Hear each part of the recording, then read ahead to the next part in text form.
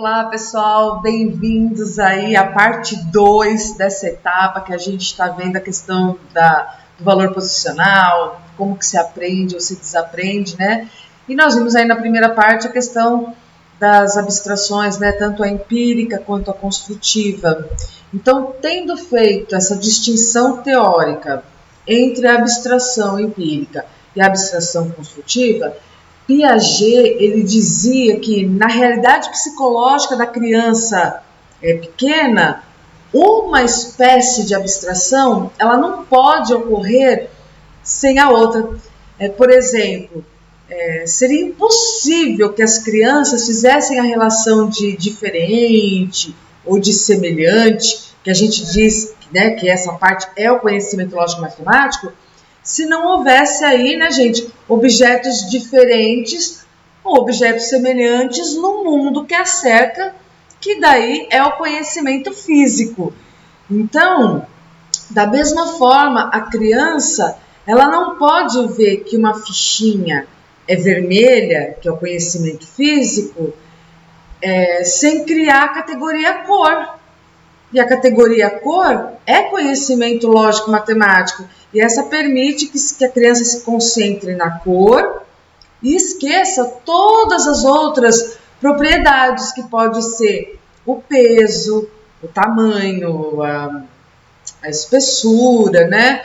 Então, o conhecimento lógico-matemático, que é construído aí pela abstração construtiva, é assim necessário para a abstração empírica, porque as crianças elas não conseguiriam, não poderiam ler os fatos a partir da realidade externa, se cada fato fosse uma partezinha, né, isolada aí de conhecimento, sem nenhuma relação com aquilo que já foi construído pela criança, né,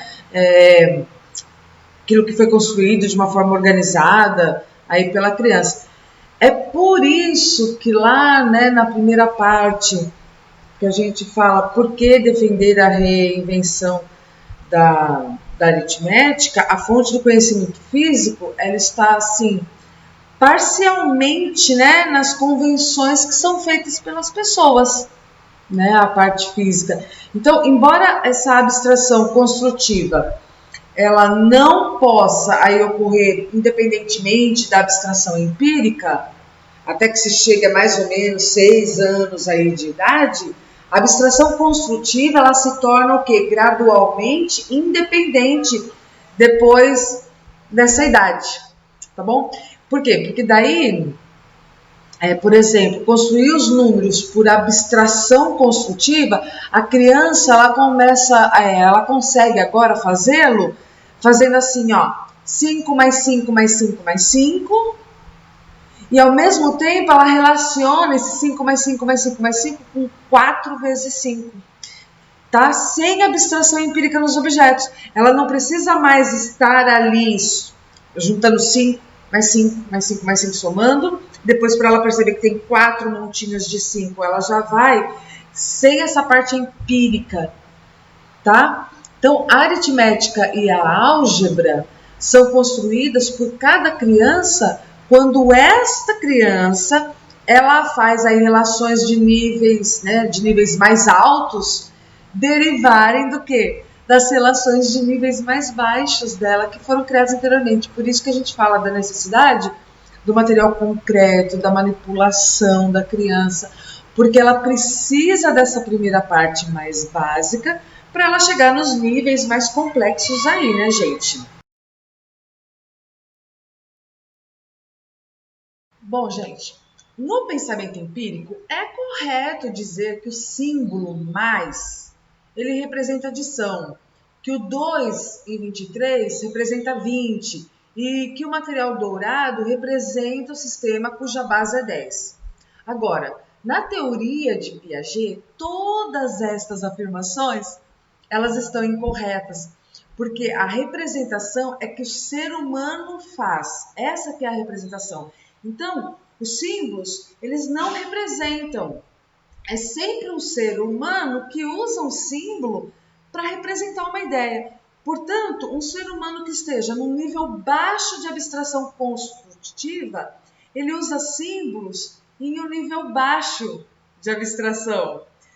Então, quando tal pessoa atingir um nível mais alto, né, aí de abstração construtiva, ele começará a usar os mesmos símbolos em um nível mais alto. Então, nós já vimos que crianças de 4 anos que contam 8 objetos corretamente, dizendo que são 8 os objetos que tem à sua frente, quando, porém, se pergunta a elas o que é 8, ou pede para que elas indiquem esse número, elas, né, de uma forma geral, elas vão apontar lá para o último, para o 8º, ele é o 8. A inclusão, né, hierárquica de 1 no 2, de 2 no 3, de 3 no 4, de 4 no 5, ela é atingida, gente, pela abstração, né, pela abstração construtiva. E as crianças que não podem fazer, não conseguem fazer essas relações mentais, só conseguem pensar em um objeto de cada vez. No 1, o 2, que é o segundo ali, então ela não consegue entender o todo que faz, tudo que faz parte, né, assim, do 8. As crianças, por exemplo, de 4 anos, que contam pulando alguns objetos e contando algum deles mais de uma vez, quando elas falam assim, né, 1, 2, 3, 9, 5, 3, 2, ela vai pulando, vai contando, elas estão usando os numerais oralmente, que a gente já viu que é aquele conhecimento socioconvencional, né, que a gente vai passando aí. E estão usando um nível baixo de abstração, né, que é o conhecimento lógico-matemático, mas num baixo nível. Quando sentem aí a necessidade lógica de colocar os objetos em uma relação de ordem, aí elas começam a contar, né, cada objeto uma e apenas uma única vez. Então, as crianças, elas também representam as quantidades numéricas fazendo desenho ou escrevendo os numerais, né? E aí, gente, Camus e outros estudiosos mostraram pequenos grupos de objetos. Por exemplo, eles colocavam 4 pratos, 6 lápis, 8 bloquinhos, 5 canetas, para as crianças que tinham entre 4 e 7 anos no Japão, né? Pedindo a elas que desenhassem ou escrevessem em uma folha de papel aquilo que elas estavam vendo, de tal forma que a mãe deles pudesse entender o que a professora ali naquele momento havia mostrado, tá? Em japonês, né, porque só uma ressalva aí da Camus, que em japonês a palavra desenhar e escrever, elas têm exatamente o mesmo som, né, para as crianças, tá? Bom, mas é só uma curiosidade. As crianças demonstraram que há uma relação íntima entre o nível de abstração e o nível de representação, tá? As crianças que não conseguiram fazer uma correspondência de 1 para 1 na tarefa de conservação, elas mostraram ali que, óbvio, que elas tinham um baixo nível, né, de abstração construtiva, desenharam um número incorreto de objetos. Então, foi mostrado 6 lápis e elas desenharam 4, 2, né? O que acontece? Os numerais, eles foram utilizados ali apenas, na verdade, pelos estudantes pelas crianças que já faziam, que já tinham a conservação, né? Aquelas que tinham, desenharam a quantidade exatamente. Então, uma descoberta muito interessante foi a de que 42%, né, gente, das crianças que sabiam como escrever os números fizeram desenhos, né? Isso revelou a preferência da criança de representar cada objeto do conjunto não utilizando o número, mas sim utilizando o desenho para representar a quantidade total, tá? Aí, Ross, que nós já falamos, que é outra pesquisadora, ela fez uma outra tarefa com as crianças utilizando o material dourado. E foram as mesmas 60 crianças participando, aquelas que a gente falou anteriormente. O que ela fez? Ela deu 40 cubinhos do material dourado, várias barrinhas, né, que são as dezenas, e só algumas placas, que são as centenas para cada criança. E o que pedia? Pedia que a criança, usando aquele material, chegasse ao número 52, né? E o interessante, gente, é que 9 das crianças aí da segunda série,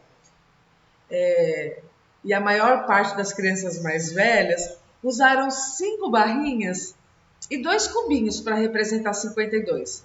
Então, se a criança conseguisse chegar a 52, quando ela chegava, daí a pesquisadora perguntava assim, ó, você pode encontrar outro modo de representar os 52? Aí, gente, dos 15 estudantes de cada série, apenas 2 do segundo ano, 8 do terceiro ano, 9 do quarto ano e 11 do quinto ano mudaram a representação inicial deles para 4 barras e 12 cubinhos, fizeram modificações, tá? Apenas 13% dos alunos de segundo ano, 10 unidades, era a mesma coisa que uma dezena. Somente 13%. Baixo número, né? Então, esses 2 estudos que a Ross e da pesquisa lá de Cowley, que a gente falou, e também de Cato, dos colegas, demonstraram que a representação é o que as pessoas fazem em seus respectivos níveis de abstração, tá? As crianças que estão no alto nível de abstração, elas usam os objetos, como o material dourado, ábaco, desenhos, números, para representar ideias, né? Ideias numéricas em um nível alto de abstração. Agora, as crianças que estão na abstração de nível baixo, elas vão usar os mesmos objetos, desenhos, números, para representar as ideias numéricas no baixo nível de abstração que elas estão. Bom, gente, essa figura demonstra como os estudantes da Escola de Educação Infantil e a maior parte dos estudantes do primeiro ano pensam em relação a 34. Para eles, 34 são 34 unidades que eles construíram por abstração construtiva. A segunda figura já demonstra como os adultos e as crianças mais velhas pensam o mesmo 34. Para nós, gente, 34 são 3 dezenas e 4 unidades. O que é importante observar na figura B é que os adultos e as crianças mais velhas pensam em uma dezena e 10 unidades simultaneamente. Então, muitos dos estudantes do segundo ano, eles conseguem pensar em uma dezena e em 10 unidades em 2 momentos distintos, mas não no mesmo momento. E aí, gente, uma outra tarefa que foi elaborada por Ross demonstra a diferença entre o pensamento das crianças pequenas sobre dezenas e unidades em 2 momentos diferentes e o pensamento simultâneo das crianças mais velhas. Aí, em entrevistas individuais, o que ela fez? Ela deu muitos grãos de feijão em 9 copinhos plásticos às mesmas crianças de que se falou anteriormente, pedindo que elas colocassem 10 grãos em cada copinho. Quando uma criança havia enchido 4 copinhos, né, e ainda restaram uns 8 grãozinhos soltos, aí ela perguntou, quantos grãos você acha que tem no total? E aí, olha só a resposta que as crianças deram. Gente, as crianças que estavam no nível 1 simplesmente não sabiam contar os grãos. As crianças que estavam no nível 2, elas contavam os grãos por unidade, ao invés de usar o conhecimento que elas tinham 10 em cada copinho. Não, elas pegavam o copinho e contavam unidades dentro do copinho. As crianças que estavam no nível 3 já usavam a questão das dezenas para contar os 40 grãos, né, usando o resto depois das unidades. E algumas delas usaram até a multiplicação implícita ou explícita, que elas falavam assim, ó, 4 dezenas é 40, Ou então, né, 4 vezes 10 é 40. Com os outros que sobraram, apenas 9 estudantes do segundo ano contaram os 48 grãos corretamente. Pode-se também ver que a proporção de contagem realizada pelas dezenas aumentou de acordo com a idade. As crianças, elas contam objetos usando os números que construíram mentalmente. E se tiverem apenas unidades em mente, só saberão contar usando isso. Só usarão as dezenas se as tiverem em suas mentes. Então, gente, é possível ensinar as crianças a contar usando dezenas. Contudo, muitas crianças chegarão a 300 grãos de feijão contando, como a gente vê agora nessa imagem. Essas crianças, elas aprenderam a contar por dezenas, mas não conseguem passar para as unidades depois de 40. Porque, para fazê-lo, elas precisam pensar simultaneamente em dezenas e unidades. Essa capacidade de pensar 2 níveis hierárquicos simultaneamente é conhecimento lógico-matemático. Então, a maneira pela qual os nossos alunos do segundo ano constroem esse conhecimento lógico-matemático é o tópico que a gente agora vai acabar voltando. O sistema decimal, ele tem que ser construído por toda criança a partir de seu próprio sistema de unidades. Então, a melhor maneira de incentivar as crianças a começar a fazer isso é estimulá-las a pensar. Quando, por exemplo, elas têm de pensar de uma maneira rápida e fácil de lidar com 9 mais 6, elas pensarão uma dezena e em unidades simultaneamente se elas souberem que 9 mais 1 é 10. Tá? Então, um dos modos que elas inventam é 9 mais 1 mais 5. Se mais tarde pedirem que somem 19 mais 6, elas provavelmente inventarão 19 mais 1 mais 5, ou 10 mais 9 mais 1 mais 5. Quando chegar a 29 mais 36, talvez elas façam 20 mais 30, 50, 9 mais 6, 15 e 50 mais 15, 65. Ou ainda talvez elas mudem o problema para 30 mais 35. Quando as crianças esforçam-se por pensar em dezenas e unidades simultaneamente, elas se sentem incentivadas a construir a estrutura mental, como nessa figura que a gente vê, né? Os estudantes aí de segundo ano, eles já possuem o conhecimento social de que a maneira ideal para escrever 10 ou uma dezena é 10 e que 20 é 20 e assim sucessivamente. Bom, gente, os estudos de Camus, de Linda Joseph e de outros estudiosos, percebeu-se que, por exemplo, a criança, quando a operação está, o algoritmo está na vertical, ela consegue porque ela vai ela vai no transporte ou no empréstimo. Quando a mesma operação é pós-horizontal, é como se fosse uma operação totalmente diferente. A criança não consegue mais fazer os cálculos, pensar. E aí, com vários testes que elas fizeram durante 4 anos, acompanhando as crianças desde o primeiro ano até 5º ano, tinha uma turma que utilizava-se do algoritmo, na forma convencional, mecanizada, e tinha a turma sem algoritmos. E que a discrepância foi muito grande entre um e o outro, questão de pensamento. Então, concluindo o estudo delas, que vocês podem lá ler toda a aplicação que foi feita em cada ano, as operações que eram passadas, os desafios no livro Crianças Pequenas Continuam Reinventando a Aritmética, você vai perceber o seguinte, na conclusão, os algoritmos, para as autoras, eles são prejudiciais por 2 razões. Primeira, eles fazem com que as crianças desistam de pensar. Porque ao invés de eu ter que pensar numa operação 27 mais 12, que é aquele 2 do 27, ele não é 2 como a criança pensa. Ele, na verdade, são 2 dezenas, o valor dele é 20. Então as crianças acabam parando de pensar. E a segunda razão é que desensinam o valor posicional, impedindo que as crianças desenvolvam o senso numérico. Como foi dito antes, as crianças, elas procedem da esquerda para a direita quando elas pensam na adição e subtração de números de mais de um dígito, né? Então, pelo fato de ser impossível conciliar a leitura para a direita com a leitura para a esquerda, as crianças, elas têm de desistir do próprio modo de pensar para obedecer o professor.